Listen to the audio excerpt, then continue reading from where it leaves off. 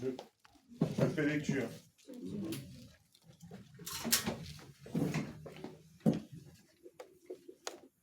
1 Corinthiens, chapitre 13, versets 1 à 13. Quand je parlerai les langues des hommes et des anges, si je n'ai pas la charité, je suis un airain qui résonne, ou une cymbale qui retentit. Et quand j'aurai le don de prophétie, la science de tous les mystères et toute la connaissance, quand j'aurai même toute la foi jusqu'à transporter des montagnes, si je n'ai pas la charité, je ne suis rien. Et quand je distribuerai tous mes biens pour la nourriture des pauvres, quand je livrerai même mon corps pour être brûlé, si je n'ai pas la charité, cela ne sert à rien. Dans d'autres versions, c'est amour à la place de charité. Verset 4. La charité est patiente, elle est pleine de bonne volonté. La charité n'est point envieuse. La charité ne se vante point, elle ne s'enfle point d'orgueil. Elle ne fait rien de malhonnête. Elle ne cherche point son intérêt. Elle ne s'irrite point et elle ne soupçonne point le mal. Elle ne se réjouit point de l'injustice, mais elle se réjouit de la vérité. Elle excuse tout, elle croit tout, elle espère tout, elle supporte tout. La charité ne périt jamais. Les prophéties prendront fin, les langues cesseront, la connaissance disparaîtra, car nous connaissons en partie et nous prophétisons en partie. Mais quand ce qui est parfait sera venu, ce qui est partiel disparaîtra. Lorsque j'étais enfant, je parlais comme un enfant, je pensais comme un enfant, je raisonnais comme un enfant. Lorsque je suis devenu un homme, j'ai fait disparaître ce qui était enfant. Verset 12. Aujourd'hui, nous voyons au moyen d'un miroir, d'une manière obscure, mais alors nous verrons face à face. Aujourd'hui, je connais en partie, mais alors je connaîtrai comme j'ai été connu. Verset 13 et dernier. Maintenant donc, ces trois choses demeurent, la foi, l'espérance, la charité. Mais la plus grande de ces choses, c'est la charité. Parole du Seigneur. Amen. Amen. Acclame la parole de ton Dieu. Et asseyons-nous dans la présence de Dieu. Amen. Le Seigneur nous parle de l'amour. Moi, dans ma version révisée, lui second révisé, moi c'est marqué amour. Mais la charité et l'amour, c'est la même chose. C'est deux mots qui veulent dire la même chose. Donc le Seigneur nous dit que sans l'amour, mais pas l'amour du monde, il ne faut pas se tromper. L'amour de Dieu, ce n'est pas l'amour du monde. L'amour du monde, c'est un amour avec intérêt. Je t'apprécie parce que tu m'apprécies. Je t'aime parce que tu m'aimes. Mais celui qui ne t'aime pas là, tu le détestes. Ça, c'est l'amour du monde. L'amour du monde est un amour avec intérêt. Dieu donne un amour sans intérêt. Un amour inconditionnel. L'amour inconditionnel, c'est sans intérêt. Il t'aime parce qu'il t'aime. Pourtant, avant de venir à Jésus, tu faisais ce que tu voulais. Des choses mauvaises. Tu as fait beaucoup de choses mauvaises. Mais Dieu, dans son amour, il a attendu le jour que tu rentres chez lui. Donc, il a été patient. Il t'a supporté.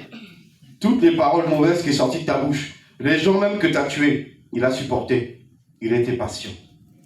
Pourquoi? Parce qu'il est le Dieu d'amour. Et lui-même, il veut que toi, tu manifestes cet amour que lui a manifesté. Quand tu vois le défaut des autres et que ça commence à te fatiguer, ça veut dire que ton amour n'est pas parfait. Parce que on voit que l'amour vrai, l'amour est patient. Verset 4. L'amour est patient. Elle est pleine de bonté. Lorsque tu t'énerves parce que ça te fatigue, ou que quelqu'un te fatigue par son comportement, c'est parce que tu n'as pas l'amour de Dieu. Parce que si tu avais l'amour de Dieu, tu serais patient avec cette personne. Tu lui donnerais des conseils. Tu te lèverais pour prier. Seigneur, il faut le changer. Parce que Dieu a été patient avec toi. Il ne faut pas oublier que toi, avant de venir à Jésus, tu as fait beaucoup de choses. Et n'oublie pas ce que tu étais avant. Il y en a beaucoup qui oublient. Parce qu'aujourd'hui, ils sont arrivés en Jésus, ils marchent, ils voient les gens faire des choses, ils commencent à les critiquer. Commencent à les montrer du doigt. Alors que tu as oublié qu'un temps, c'était toi. Au lieu d'avoir compassion, la compassion des autres et la patience envers eux. Il dit l'amour est plein, l'amour n'est point envieux.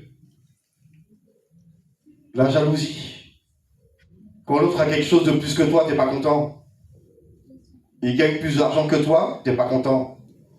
Il a une meilleure voiture que toi, t'es pas content.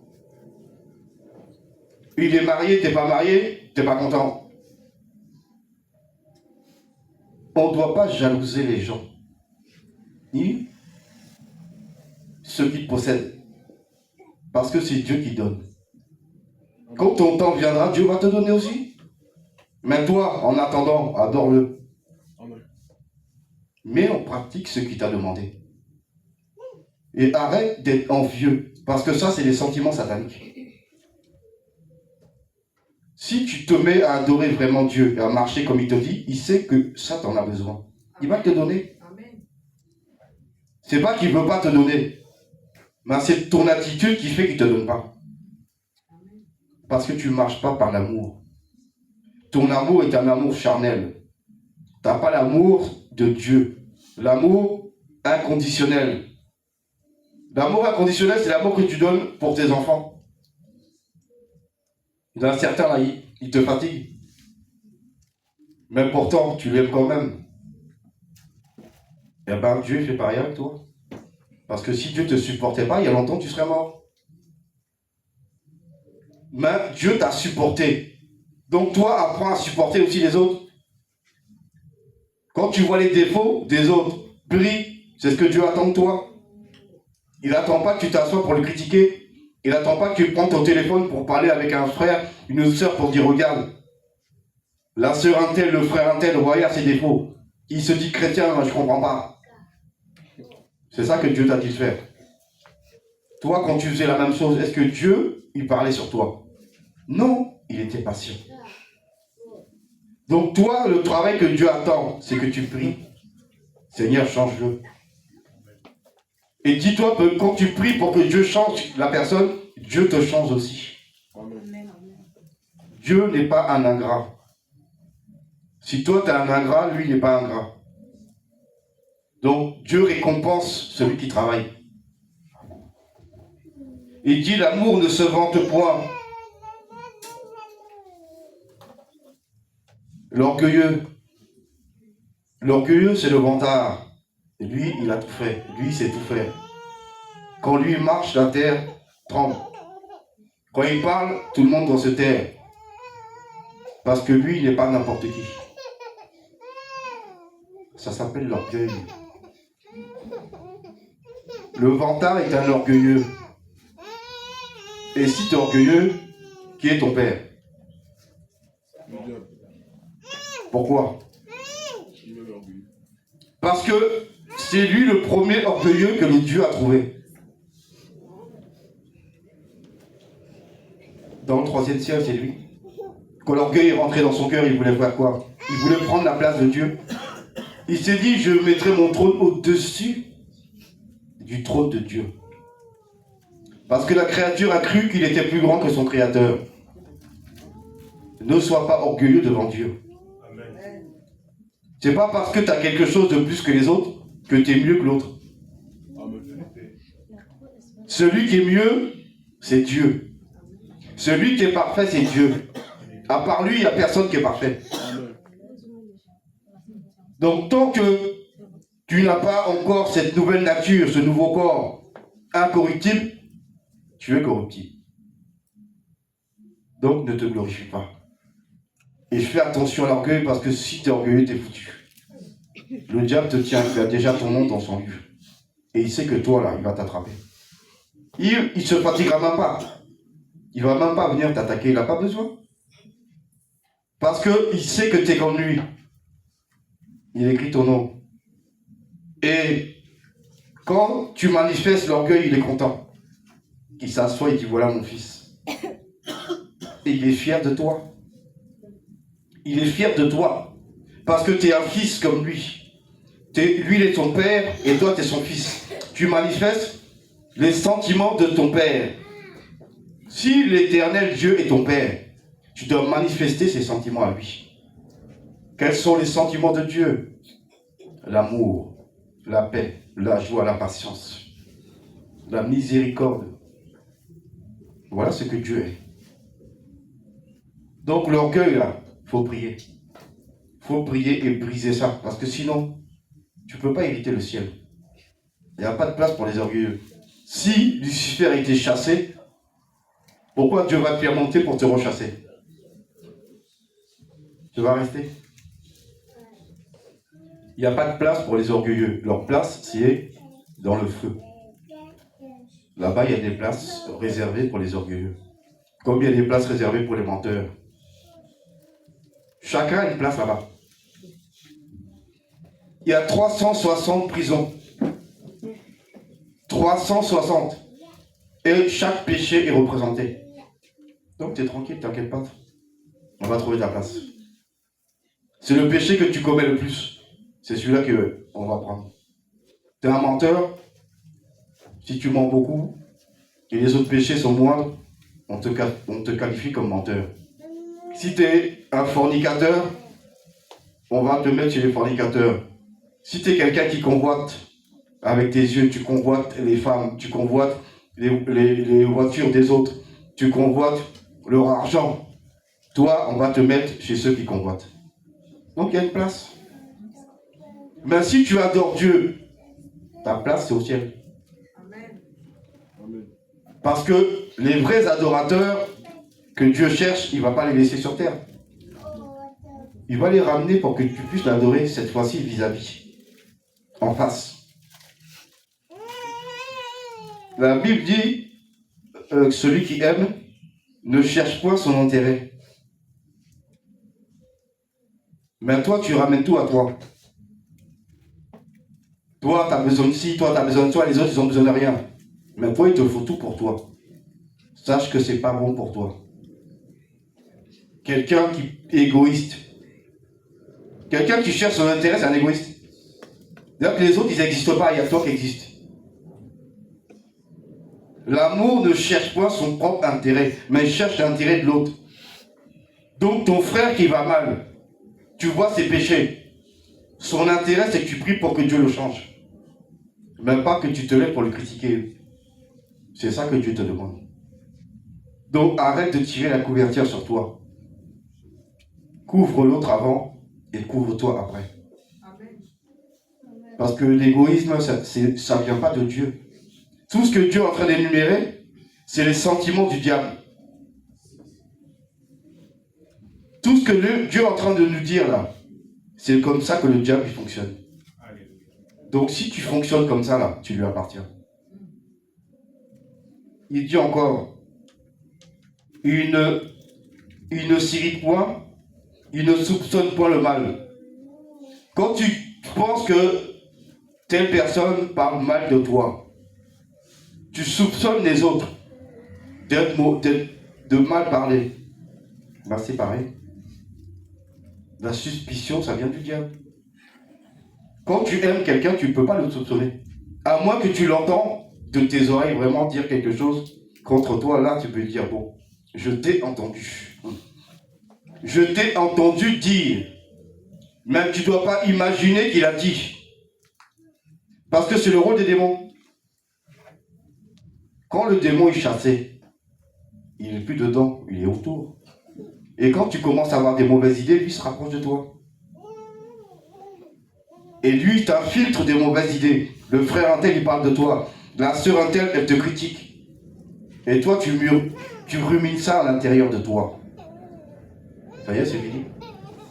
Tu es en train d'appeler ce démon à venir en toi. Et là, il te tient. Le diable écrit ton nom dans son livre.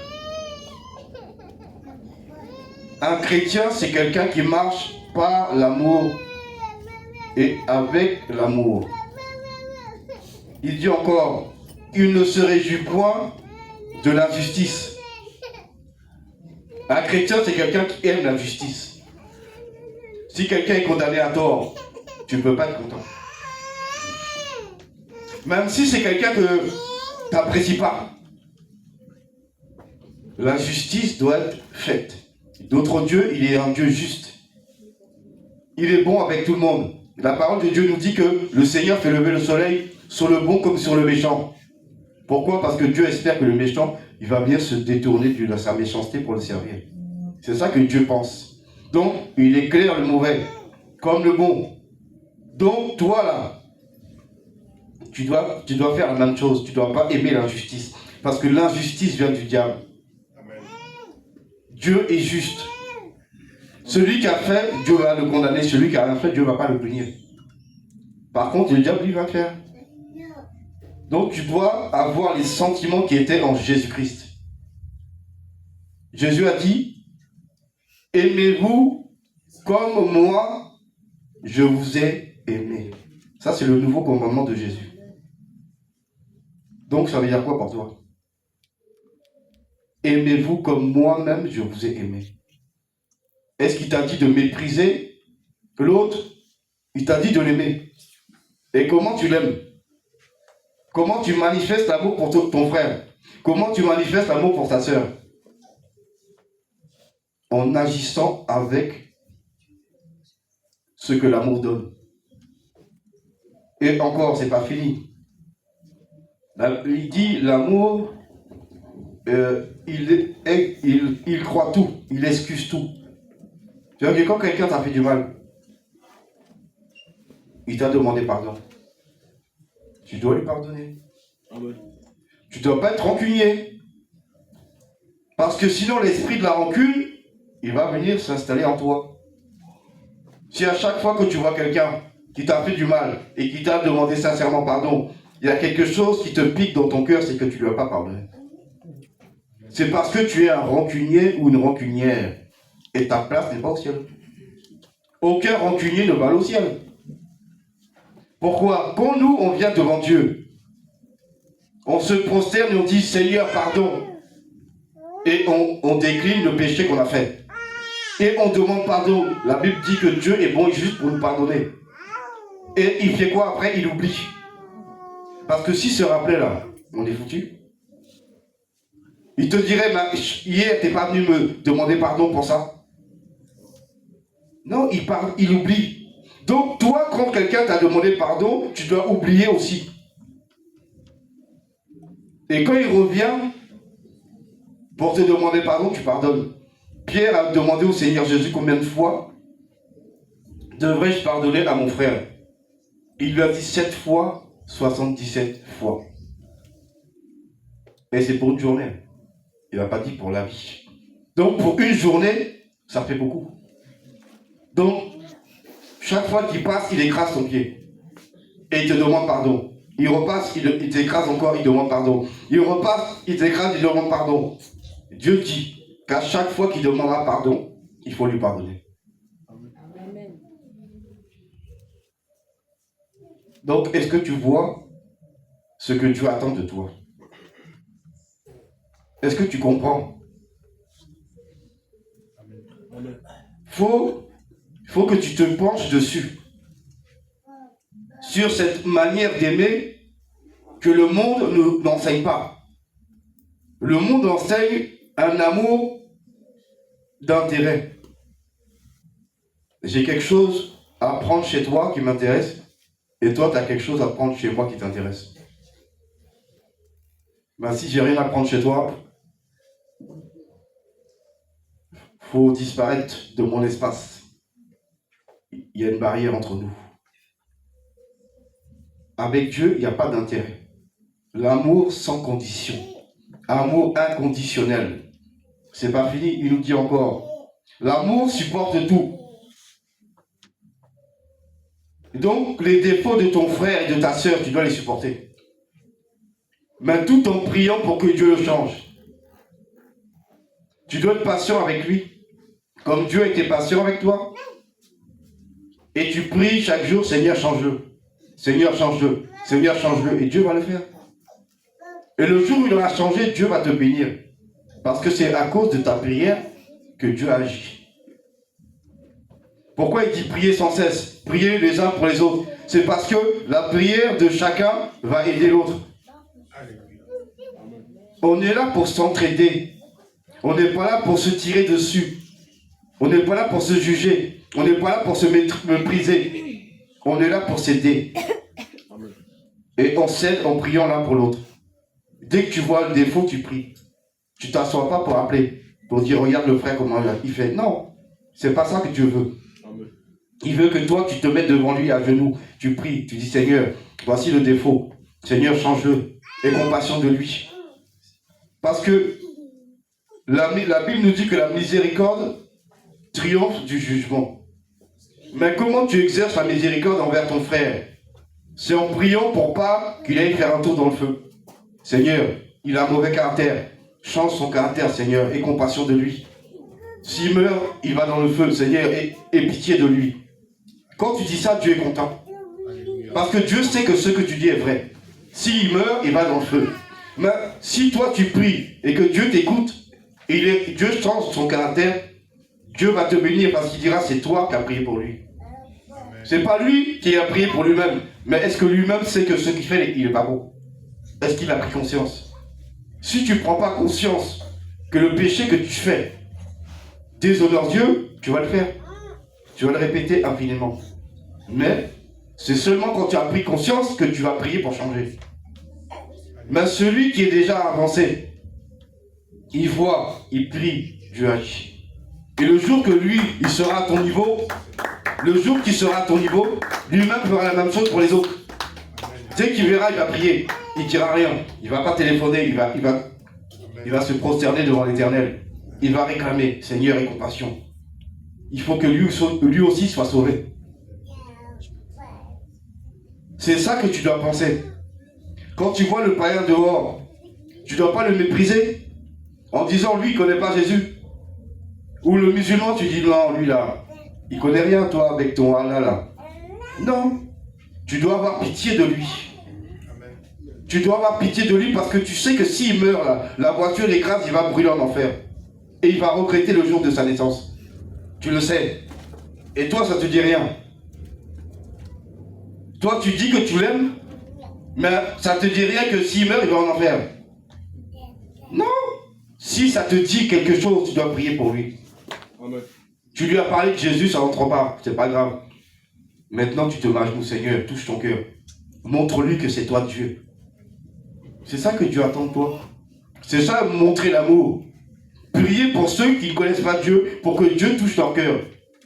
Pour que Dieu incline leur cœur, pour que Dieu leur montre que c'est lui l'éternel Dieu. Que c'est Jésus-Christ. Que c'est pas Allah et les autres qui sont Dieu. Mais si toi tu pries pas pour lui là, si toi tu l'évangélises pas, qui va le faire? Personne ne va le faire. Donc quand tu le vois, ne le méprise pas. Au contraire, aie pitié de lui. Aie pitié de lui, parce que tu sais que s'il meurt là, où il va aller? Et si tu l'aimes, tu ne peux pas être content de savoir qu'il va aller en enfer.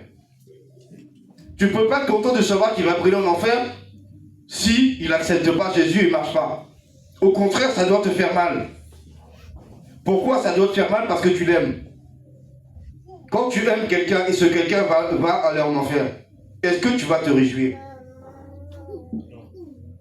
Ça va te faire mal, ton cœur va te faire mal, tu vas lui parler. Tu vas parler, tu vas lui faire comprendre que là où tu vas, là, c'est pas bon. Tu vas insister. Ben, c'est ça que Dieu veut que tu fasses. Il veut que tu insistes à genoux devant lui. Seigneur, montre-lui que c'est toi Dieu. Touche son cœur. Parce que s'il meurt demain, Père éternel, il va en enfer. Révèle-toi à lui. Dieu va le faire. Parce que c'est ce qu'il attend de chacun de nous ici, là. Il ne veut pas entendre de critiques. Il ne veut pas entendre de jugement. Il veut des sentiments basés sur l'amour de Dieu, qui est un amour inconditionnel. Donc, amour conditionné, c'est du diable. Amour inconditionnel, c'est de Dieu. Donc, il faut aimer comme Dieu. Avoir pitié et compassion de ceux qui vivent dans le péché. Et ne pas te réjouir de là où ils vont aller brûler parce que toi tu estimes que c'est normal. Toi là, avant que tu arrives à Jésus, est-ce que Dieu t'a pas supporté? Est-ce qu'il n'a pas été patient avec toi? Est-ce qu'il n'a pas attendu que toi tu entres aussi? Est-ce que d'autres n'ont pas prié pour que toi tu viennes? Eh bien, c'est à ton tour maintenant de prier. C'est à ton tour de prier pour qu'eux aussi soient sauvés. C'est à ton tour de prier pour que Dieu change leur cœur, qu'ils donnent leur vie à Jésus et qu'ils le servent avec vérité.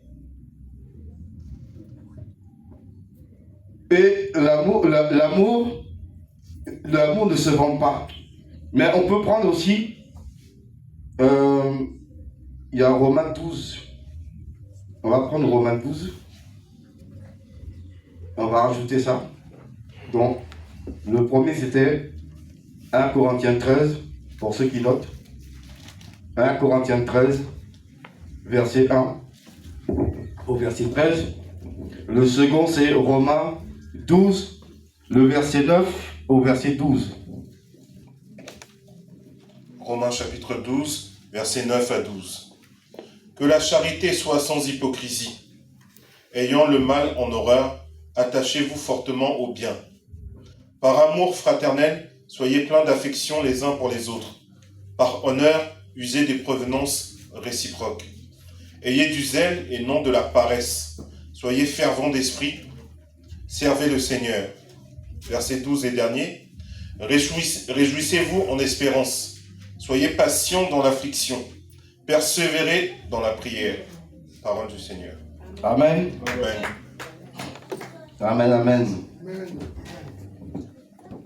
Que l'amour, verset 9, que l'amour soit sans hypocrisie. Qu'est-ce que l'hypocrite? L'hypocrite, c'est quelqu'un, quand il est avec toi, il t'apprécie.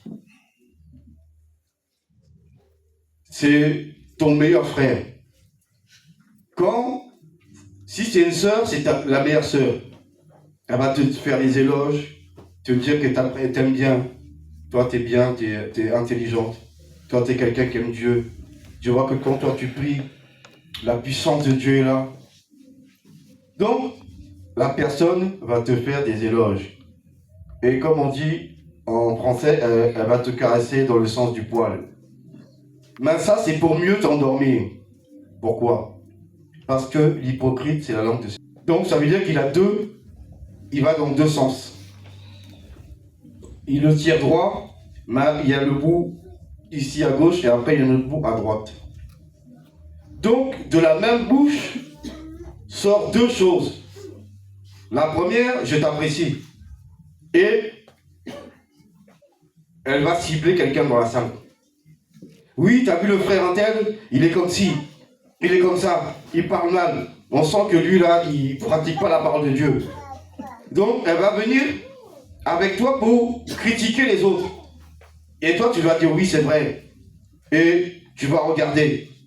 Le problème, c'est que quand elle va partir et qu'elle va aller vers celui qu'elle a critiqué avec toi, cette fois-ci, c'est toi qu'elle va critiquer.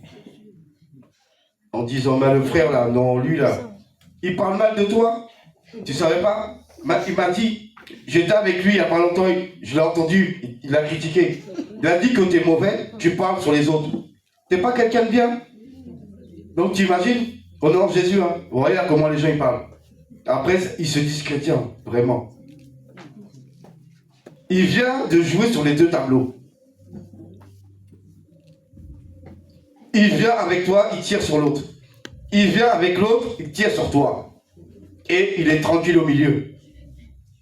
Donc, il te met en problème. Et il met un problème entre vous deux. Et lui, il passe au milieu.